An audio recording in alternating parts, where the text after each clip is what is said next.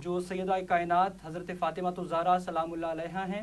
उनको बाकी ख़वातीन पर, जो दुनिया की बाकी ख़वातीन हैं, उन पर किस तरह इम्तियाज़ हासिल है? जितनी शख्सियात ने दुआ के लिए कहा, इसी पाक सैयदा तहरा का वास्ता दे के जो हमारा मुतलका अकीदा है कि जिस वक्त इनका वास्ता दिया जाता है तो फिर कोई दुआ जो है वो रद्द नहीं होती है, तो इनका वास्ता वसीला इनके तवस्सल से इल्तिजा करते हैं कि सब की हजात को परवरदिगार पूरा फरमाए। सैयदा तहरा जो है, परवरदिगार ने इस कायनात के अंदर मुख्तलिफ ख़वातीन को मुख्तलिफ सिफ़ात से नवाजा है। मसलन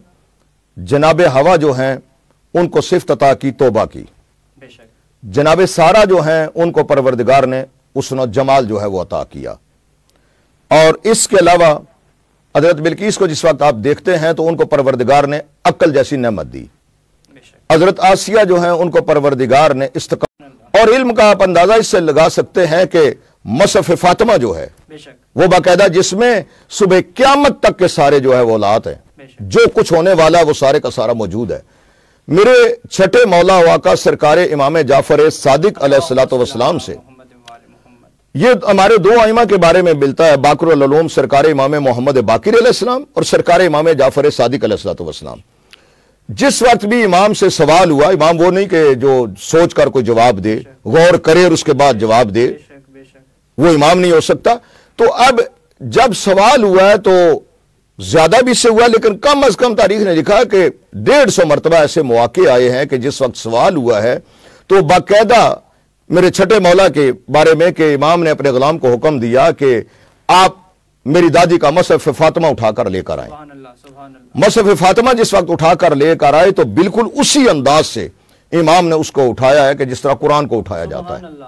कुरान को जिस तरह उठाया जाता है बिल्कुल उसी अंदाज से उठाकर, उसके बाद फिर जिस वक्त इमाम ने खोला